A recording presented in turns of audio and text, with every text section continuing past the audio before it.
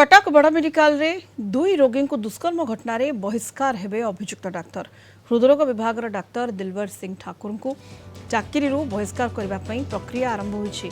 तीन जणिया जांच कमिटीर रिपोर्ट आधार में कार्यानुष्ठान हेब। घटनार प्रशासनिक जांच पर गठित तीन जणिया कमिटीर रिपोर्ट आधार में कड़ा कार्यानुष्ठान डीएमईटी एसीबी अध्यक्ष को चिठी लिखि निर्देश देते।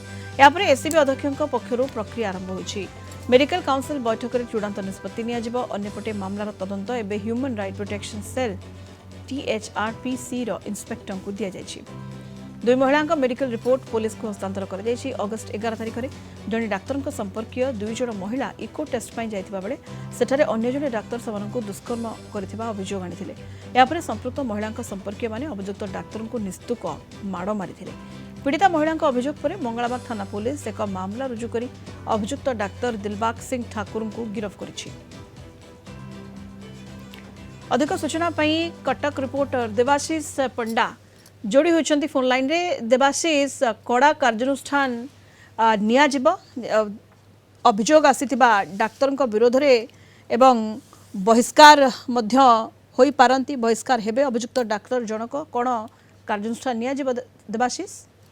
देखो सुनीता, कटक एससीपी बड़ मेडिकल दुई महिला रोगी को जो डाक्तर दुष्कर्म मामला देखा मिली कि कटक एससीबी रु विदा हो पारती अभियुक्त डाक्तर एवं जोपरी भाव में जो डाक्तर रोचंदी ठाकुर दिलबाग सिंह तो दृढ़ कार्यानुष्ठान ग्रहण कर जहाँ पूर्व डीएमईटी सूचना देते गत काली देखा मिलता कि जो गठन होता तीन जणिया जांच कमिटी रिपोर्ट आधार में कार्यानुष्ठान एवं अभियुक्त डाक्तर को मेडिकल कॉलेज बहिष्कार करने डीएमईटी निर्देश देते।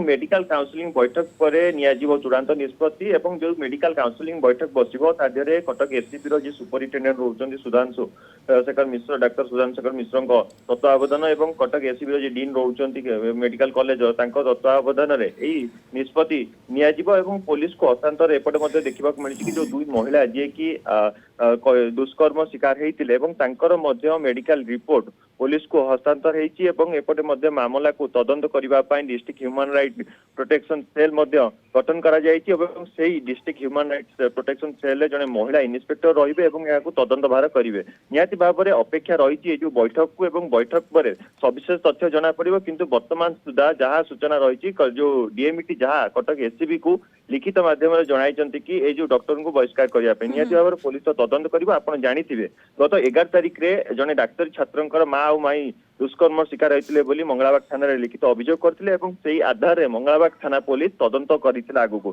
तदंत अनुजाई देखा मिलता कि अभियुक्त से डाक्तर को गिरफ्त करा जाय कोर्ट चालान कला जायतिला एवं जोपरि सूचना रही से आधार में पुलिस तदंत करुच्ची एवं निहाती भाव में अपेक्षा रही से जो बैठक को एवं जो बैठक बसला पर निष्पत्ति नियाजिब निष्पत्ति नेला पर पारिपार्श्व स्थिति एवं अन्य डॉक्टर मान सहित आलोचना करा जिवो सेटिकार जो कार्डियोलॉजी विभाग जो विभागीय मुख्य रहिबे एवं ता सहित जो नर्स हुंतु कि स्टाफ हुंतु समस्त सहित आलोचना पर बहिष्कार करा जिवो उपरे मध्य सविशेष परदा हटिबो। निहाती बहिष्कार निया जिबा नै मध्य कठोर पदक्षेप निया जाई पारे एवं तदंत एनै चली प्रक्रिया मध्य आरंभ होईछि। बहुत बहुत धन्यवाद देवाशीष पंडा कटक रिपोर्टर जोड़ी होइतिले फोन लाइन रे अधिक सूचना दोथिले।